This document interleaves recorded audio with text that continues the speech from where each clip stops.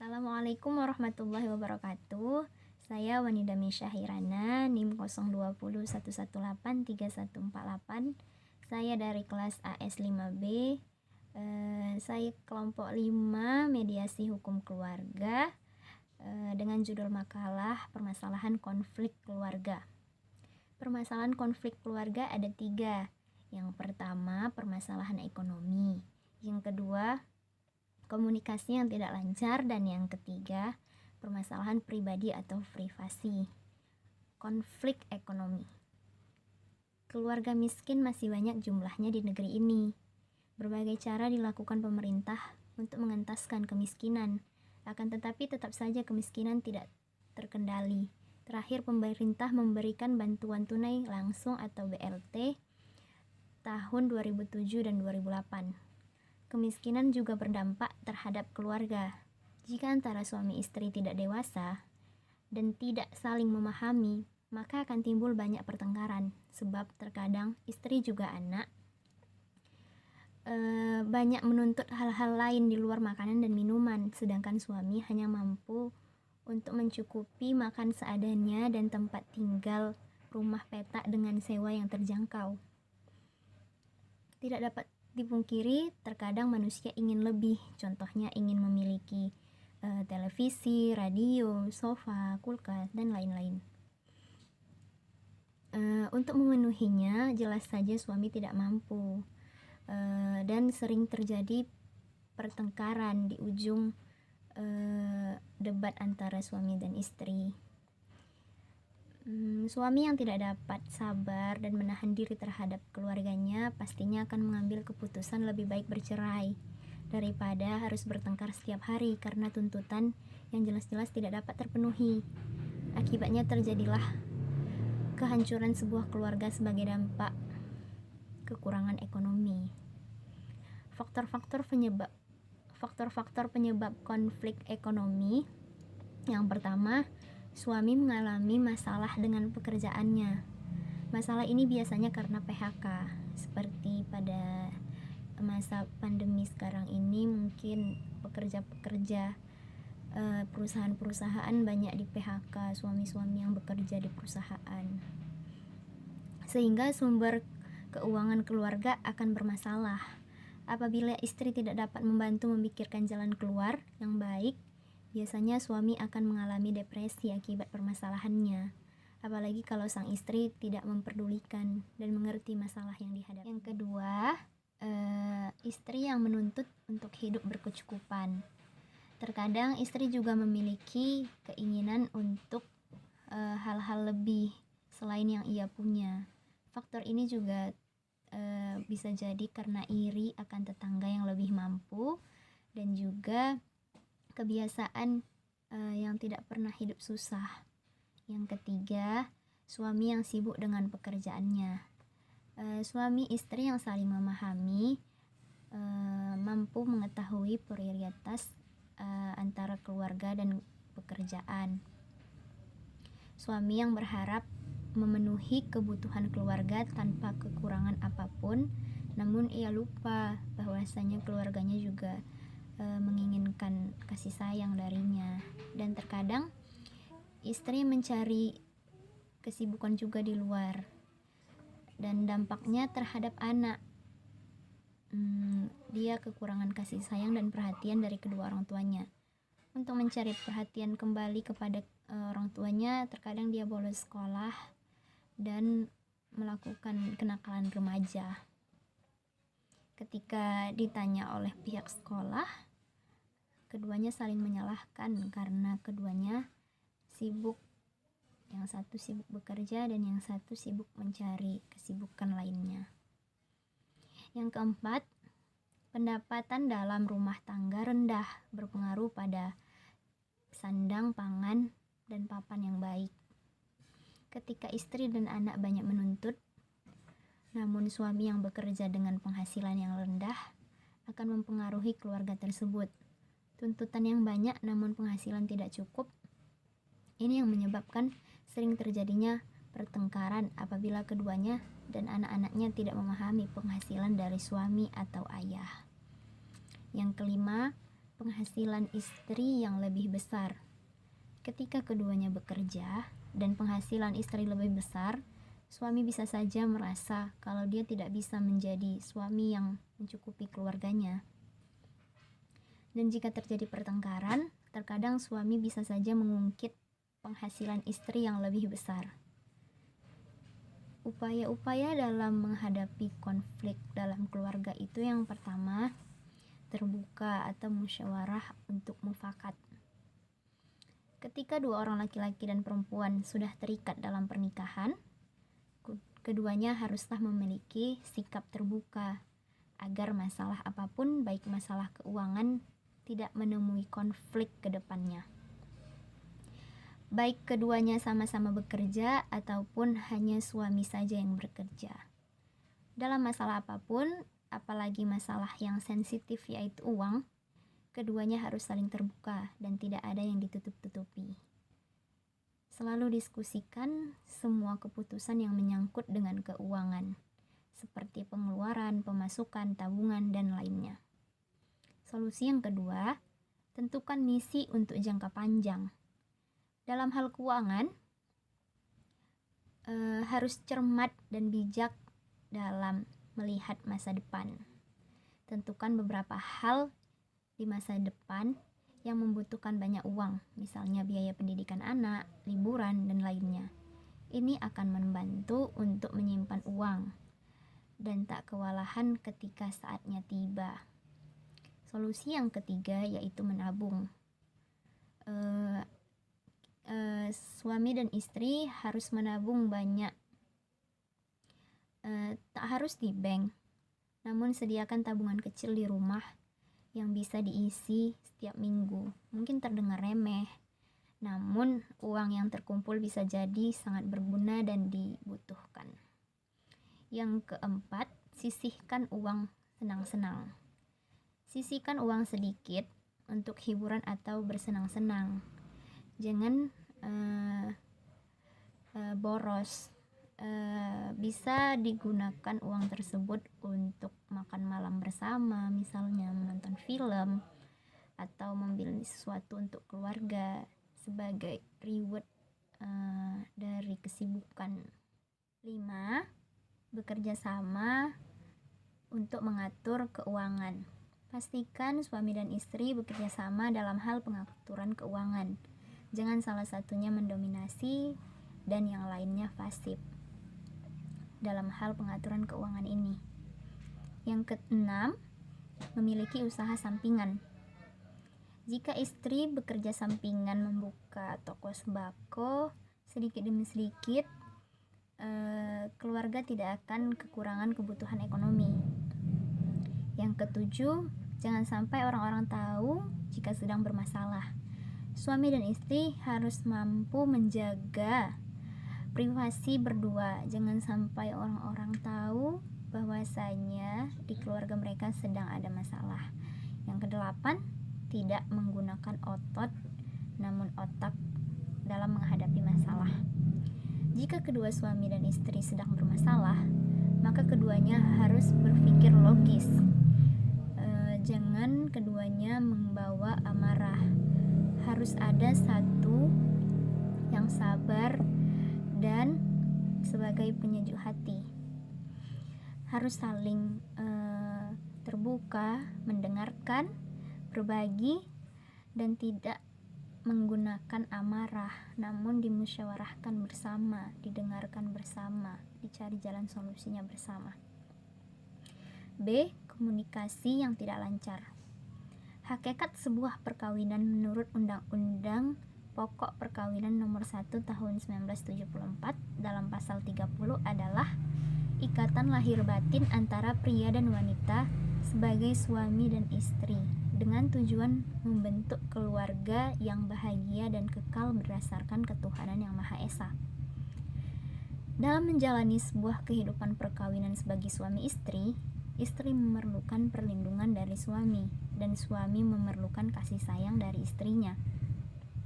Di sini mengandung arti bahwa sebuah perkawinan terjadi saling ketergantungan antara suami maupun istri terhadap pasangannya. Selain ketergantungan, dalam sebuah hubungan juga memerlukan adanya keseimbangan. Keseimbangan di sini tidak selalu berupa materi, dapat berupa perhatian, pengorbanan, dan pembagian tugas dalam hubungan.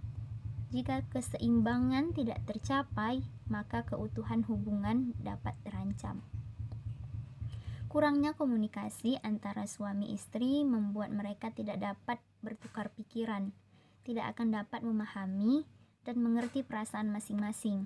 Kesalahpahaman akan terjadi bila komunikasi tidak berjalan dengan baik dan lancar, sehingga dapat menimbulkan konflik di dalam rumah tangga yang muncul akibat berbagai macam masalah.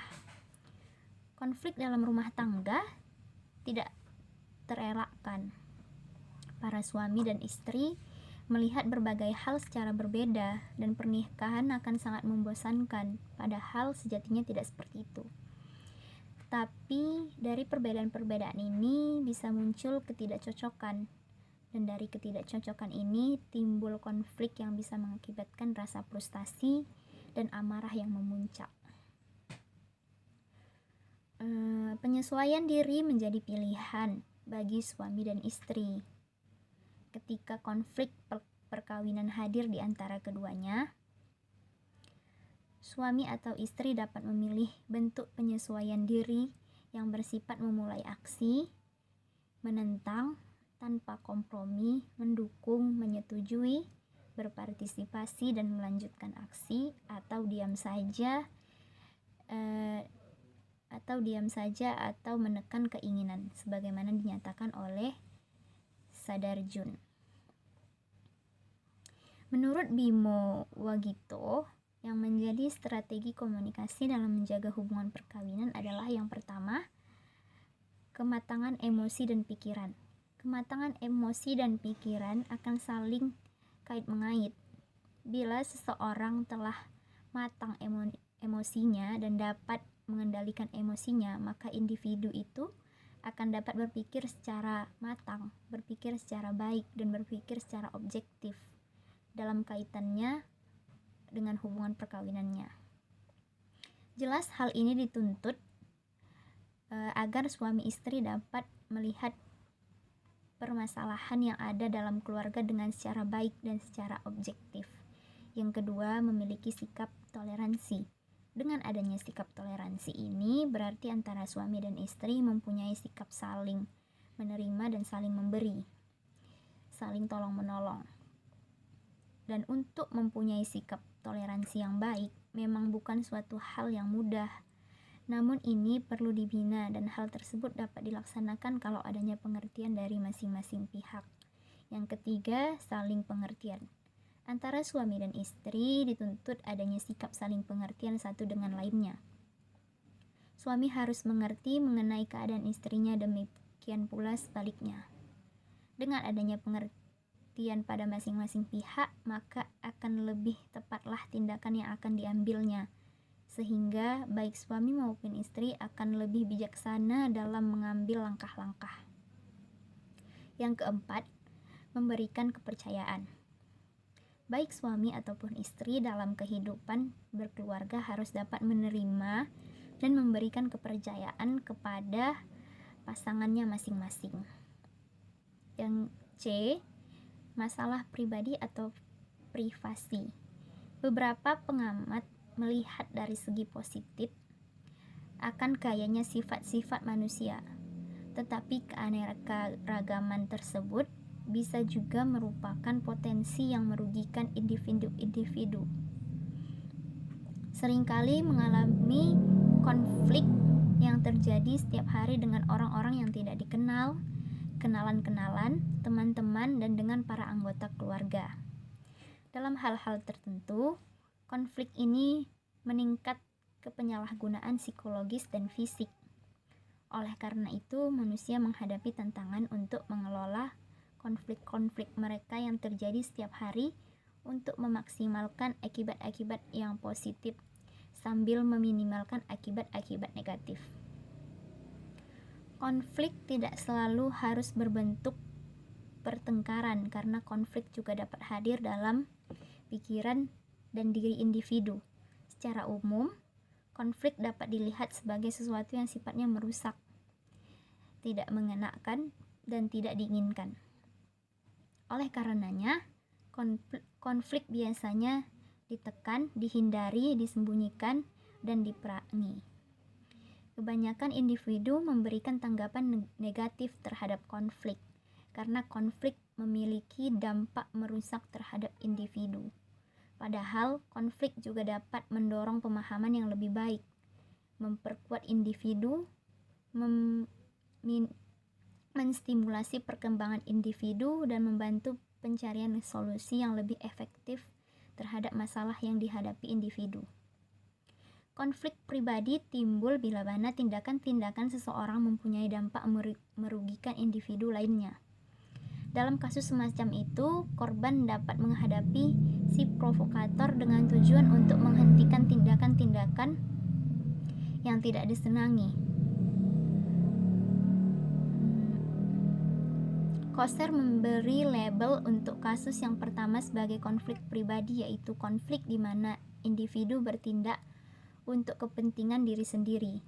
Kedua, yaitu bentuk kasus yang dinamakan konflik individu super, yakni di mana individu bertindak untuk kepentingan kolektivitas.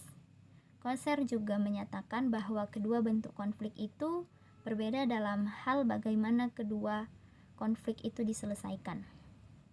Misalnya, Scanzoni menemukan kedua bentuk konflik tersebut dalam laporan-laporan para istri mengenai konflik perkawinan mereka.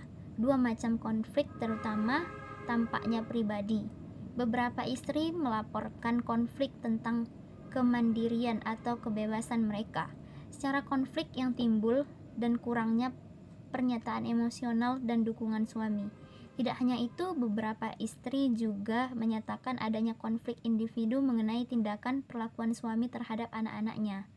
Kedua bentuk konflik pribadi secara positif dihubungkan kepada pendapatan istri bahwa si istri harus mengubah perilakunya karena hal itu akan menguntungkan si istri. Di antara istri-istri yang bekerja, konflik mengenai kurangnya kasih sayang suami secara positif dihubungkan kepada usaha daya tarik bagi kepentingan diri sendiri. Sedangkan di antara istri-istri yang tidak bekerja atau ibu rumah tangga, konflik mengenai otonomi istri menambahkan si istri menggunakan alasan-alasan bagi kepentingannya sendiri. Jelas di sini konflik pribadi menunjukkan penampilan kepentingan pribadi, sedangkan konflik individu super jelas alasannya untuk kepentingan kolektif. Kesimpulan dari makalah permasalahan konflik keluarga ini, yang pertama, faktor-faktor penyebab konflik dalam ekonomi. Yang pertama, suami mengalami masalah dengan pekerjaannya. Yang kedua, istri yang selalu menuntut hidup berkecukupan. Yang ketiga, suami yang sibuk dengan pekerjaannya. Yang keempat, pendapatan dalam rumah tangga rendah berpengaruh pada sandang, pangan, dan papan yang baik. Yang kelima, penghasilan istri yang lebih besar. Faktor-faktor penyebab konflik dalam komunikasi yang tidak lancar. Yang pertama, kurangnya komunikasi antara suami istri membuat mereka tidak dapat bertukar pikiran, tidak akan dapat memahami dan mengerti perasaan masing-masing. Yang kedua, para suami dan istri melihat berbagai hal secara berbeda, dan pernikahan akan sangat membosankan. Yang ketiga, ketidakcocokan dan pandangan berbeda itu menimbulkan konflik yang bisa mengakibatkan rasa frustasi dan amarah yang memuncak karena komunikasi yang kurang. Faktor-faktor penyebab konflik dalam masalah pribadi atau privasi. Yang pertama, konflik tentang kemandirian atau kebebasan mereka, serta konflik yang timbul dari kurangnya pernyataan emosional dan dukungan suami. Yang kedua, tindakan perlakuan suami terhadap anak-anaknya. Dan yang ketiga, kurangnya perhatian dari suami. Sekian dari saya tentang permasalahan konflik keluarga. Kurang lebihnya saya mohon maaf. Kepada Allah saya mohon ampun. Billahi taufiq wal hidayah. Assalamualaikum warahmatullahi wabarakatuh.